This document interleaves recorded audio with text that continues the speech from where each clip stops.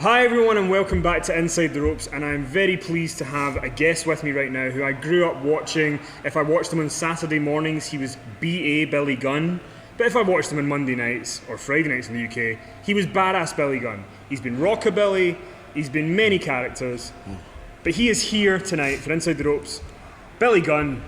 What's going on, man? It's How good are to you? meet you. You're a Hey, large I'm man. glad to be here. Is that what most people say? Yeah, right? they all Hey, say. thanks for having me. I'm glad to be here. And then you say, big fan of the show. Huge fan of the show. Huge stars like me and interviewed by a huge star like you.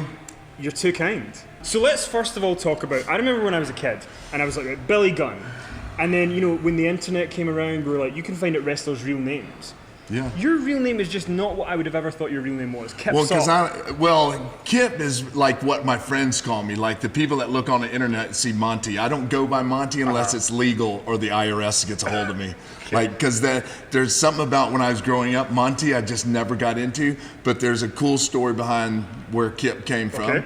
It is actually my mom's maiden name, and she has all sisters in her family. Right. Except she has one brother, but he had daughters. So her maiden name is Kip, which would end at when Phil, her brother, passes. He hasn't, but that means that her maiden name Kip would be gone. Mm-hmm. So instead she went, I will give it to you to carry on, and then I have two boys, and I put it in my youngest's middle name. So it's Austin Kip Sop, and then mine's Monty Kip Sop. So there her maiden name lives on. So hence, I honor my mother like that. Should I Because change my name to Kenny Kip McIntosh? No, because my mom does not care about you. So Great. I know that I didn't mean that to hurt your feelings or anything. It's fine. It's just that she wouldn't care if you named yourself Albert Einstein. So as you can see, Billy Gunn is thrilled to be here tonight. He's a big fan of the show. Right, I'm not going to ask you the standard questions like, you know, when did you start in wrestling? I want to ask you one question though. New Age Outlaws, which everybody talks about, but what I'm curious about was I remember watching WWF from 96 to 98. Mm-hmm. And in 96, like, they did the angle with you and Bart doing the neck break thing and all that. Mm-hmm. And then you were Rockabilly with the Honky Tonk Man. Right after that, right? This was my repackaging. This is the stardom of Billy Gunn was Rockabilly. Now, what fascinates me about that is, I mean, there should be nothing that fascinates you with that. Did you know when you got that pitch that you were like, oh, fuck? So the whole thing about the Rockabilly thing, it wasn't supposed to be that at all. It was supposed to be something totally different, because the reason for me and Bart to split is they wanted to do some more stuff with me. They thought they had a little bit more longevity with me. Bart's an awesome dude. Mm-hmm. Me and him are still really close, and that's not saying nothing against Bart. Bart had an awesome career in Japan. Won the Brawl. Yeah, and he had an awesome career in Japan. So they just wanted to separate us and do a little bit more stuff with me. Mm-hmm. So they repackaged me as Rockabilly, which was rot. It was like there was some thought put into me, and then they went, no, we're not going to think about you at all. That's how long that lasted and how much thought was put into it. But if anyone had said, April 1997, you're Rockabilly with the Honky Tonk Man, and even you must have known, oh, this is just not the greatest thing in the world. Fast forward 12 months, you're with Road Dogg, you're in the New Age Outlaws, and you guys are like one of the biggest things in the company. Mm-hmm. Like, was it just a case of by the time it got to the, you know, towards the end of 1997, you'd been Rockabilly, he'd been Jesse James, the real Double J, were you both just kind of pissed off and like, we know that we now need to make something work, or it could end up badly for us? Yeah, and I think it was just we weren't happy with where we were at, and the company wasn't happy with us, and they just went, well, let's just ride them out a little while. Mm-hmm. And then once they stuck us together and they came up with this plan to put us together, it was just like the New Age Outlaws speak for themselves. It was a part we're still all good, right? We're still they're good hands is what people would say. They're good hands, you know. Nothing that I want to invest in, but together we were amazing. You know, it's just something, it was really weird because when you don't have anything to lose and you're not worried about your job anymore because there's nothing you can do about it, and they hand Brian a live mic and they go, well, you just do whatever you want to do, and you go, alrighty. So because there's no reins on you, there's no hands on you, it's just, here, go do what you want, and it's live? Well, alrighty then. right? And then we just went and had fun. We mainly wanted to pop all the boys in the back. That's a big thing, is you would pop the boys in the back. So you would do stuff in the back, and then there's dares that, well, you won't do that out there. Really? Come on now, right? So you just, and then once you start doing that, the people buy into it because they think it's funny. They go, oh my God, these guys are having a blast, and we love to hate them or they love to love us, either or. It doesn't matter, right? But you just get to go out there and you just let it all go, and everybody jumped on board and went, oh, these guys are awesome. And then all of a sudden it just turns into what it turned into. Talking about the New Age Outlaws, part of D-Generation X, we can't not talk about Chyna a little bit. So influential in that era, such a big name. What are your memories of her and her place sort of within that era of WWE? It's more, my memories of her are more or less off screen. She was an awesome person, set a precedence in this company for women that will never be matched. Just hanging out with her and going to the gym with her, like she was just like a sister to me. I mean, we'd go to the gym. Of course, she went to the gym with everybody else too, but we'd kind of go to the gym and just hang out. And she was just a fun person to be around, you know. And there'll never be another like her ever. I don't know why I'm asking it, but I feel like I have to. Hall of Fame, Chyna. Should she be there? Sure, she should. Is that my decision, or do I have an opinion? No, because that's not my decision to make. Yeah. You know what I mean? And that's out of my control. Yeah. I have an opinion, and that's it. Does she belong in there? Of course she does. There's a lot of people that belong in there that aren't going to go in there, or don't. No, not me. Not me. I pointed to you before you said no. Not me. But they're not. They might not go in. I might never go in. But is that going to? If I don't go into the Hall of Fame, does that kill my career? Do you go, oh, your career's ruined?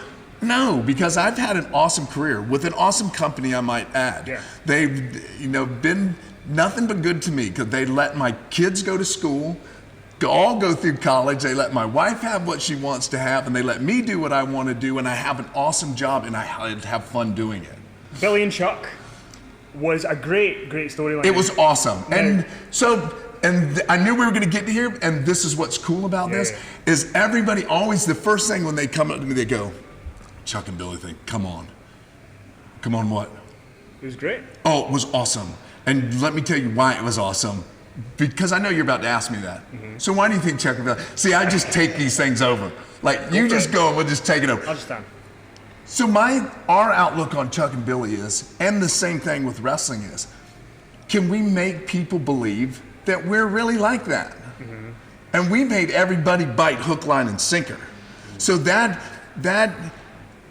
for me and Chuck was how good we were. And I don't mean how good we were work-wise, it was just how good we were with that characters. Believable. With those, yes. Just like you watch on TV, you can see some of the best characters, the best actors on TV play gay people. That doesn't mean that they're gay. You just buy into them because they're really good. Was there a pressure though when it was building up to the wedding on TV and it was all, GLAAD and all these organizations were really getting behind everything, and obviously the storyline I presume all along was that you guys were going to do the bait and switch, but was there ever a pressure as the time got closer that do we maybe need to follow through with the wedding here to try and not No, I don't think we needed to follow through with it. They were so into it that it was almost making us feel bad that wow, they really don't see where this is headed. Like, it's almost like unbelievable that that it's just characters and storyline to get us somewhere else. But they were into it so much, and they were so proud and so happy that you almost felt bad. Like, ow, this is gonna hurt. This is gonna hurt. Hey, but we were just doing what we were supposed to do. That was our job. And if people watch Billy and Chuck and they don't get a kick out of it, like, they don't have a sense of humor. No, not at all. Because you could tell you guys were just hamming it up and just loving. Hey, when we did the swimsuit competition, and it was so awkward. It was so, like when we had to rehearse it first, and it was so awkward, and I'm glad we rehearsed it because it got all that, oh my God, this is so bad, out of our system, that once we went out there and did it, it was just all, you could then so good. You came back with Road Dogg to WWE, you guys had another run with the tag titles. One of the things I want to ask you about is you wrestled in WrestleMania 30, with Kane against the Shield. On that show, it was the end of the streak with the Undertaker. We've got Paul Heyman coming over in July. I just wonder, as someone who is a wrestler, because you look at it differently from maybe how a fan does, in terms of the streak, Undertaker losing the streak, what do you remember about finding out it was happening, and what did you think about that? I really didn't know it was happening until I watched it live too. On one hand, you look at it this way: if anybody's going to do it, he's the only one that can do it. For me, if Undertaker's going to stay and keep coming back to WrestleMania, do you break that streak? That's what you look at. That's what I looked at. I go, if you're going to break the streak and he's not going to wrestle no more and hang it up, I'm cool with it. It was such a streak and it was so good. And Undertaker is probably one of the most awesomest guys in this business ever. From day one, he's always been one you could go to. He's like, I guess you'd say, the godfather of the wrestling, because he's the guy you go to, because he always shoots straights with you. He never talks bad behind your back or nothing that. So he's the guy. He's the one. If anybody, but if he's coming back and do more WrestleManias, I don't know that I would have broke that. Yeah, it's a tough one. People have got mixed feelings. You understand it because you want to put some juice on Brock, but he doesn't need it. He's so good and so believable in everything that he does. And 2 quick fire questions before we go. Roman Reigns, big topic of conversation amongst everybody in wrestling right now. Where do you see it? Do you think that they stay the course with him as the top babyface of the company and let people, the fans that aren't a fan of him or aren't a fan of him as a babyface get behind him, or would you turn him heel? Where do you see him going? I think you just stay the course. So these days with internet and all the social media and stuff, it's not that people don't like him. It's just the in thing to do is to boo him. Because that was said one time on TV, and that's a curse too. So when you say something on TV, even if it's in light, like, oh, listen, all the fans are booing him, haha, and then everybody goes, oh yeah, that's the thing to do. So when he comes out, let's all just boo him because that's the thing to do. It's not that we don't like him, we love him, but let's boo him anyway. Mm-hmm. So that's a curse. That's what is hurting him. Do you think the Royal Rumble with Daniel Bryan, all that maybe was bad on him because he couldn't help it? It's not. You can't put it on the guys. It's not the guys' fault to do it. It's everybody that's pushing the machine. It's the people starting up the machine that you got to blame. Yeah, Roman's doing everything he can, and he's accepting it. So I don't know. Last question. You obviously were a big part of the Performance Center. Hopefully, will be again. Who? Couple of guys or girls that we should look out for in the main roster. Well, they just brought up Baron Corbin. He won the WrestleMania, the Andre the Giant thing. That's my thing. He's awesome dude, awesome worker. Slow down. Different. Has the look. He has it all. He's going to be your next huge star. He just is, and I'm biased about that because he's just my boy. I don't know really anybody that's out. I mean, I want Balor to come up, Finn Balor. I want him out of there because I just think he has talent that people are going to relate with and really want to see him. Other than that, there's some guys in there that are going to be good. I'm just not really sure who to push in there. But I want to ask you, everybody's going to want me to ask you this. Would you like a WWE return at some point to go back and kind of do a similar role as before? Is that something you're open to? Oh, sure. I made a huge mistake and I'm paying for it, but which is right. I did something I shouldn't have done, and I'm going to take the bullet for it. You know what I mean? Because I have to. Because that's just the way it is. I'm setting an example for those kids, and I just get a little ahead of myself and just think, well, the rules don't apply to me, and they do. So is it a game changer or is it a game breaker that I'll never go back? No, I hope it isn't, and I've been told that it isn't, and I love teaching. I mean, I went to a school today and got to do a seminar and got to run around, and I love what I do. I love to teach because I know I'm not going to have another run at WWE, that's for sure. Never know. No, I don't. Yes, I know, but I'm not going to do that. But I love to teach. I love to get in there and teach and do what I do, and I hope I go back someday. And last night you wrestled in Scotland, in Paisley. Billy Gunn in Paisley is a sentence I didn't think I'd ever say. But when you were wrestling last night, you said on the microphone before the match, there was all these kids at ringside, and you were like, how do you know me? Yeah. Like, does it kind of blow your mind that the network and everything people are watching? It does, and I lose that sometimes because like last night in Paisley, it was awesome. The people were awesome.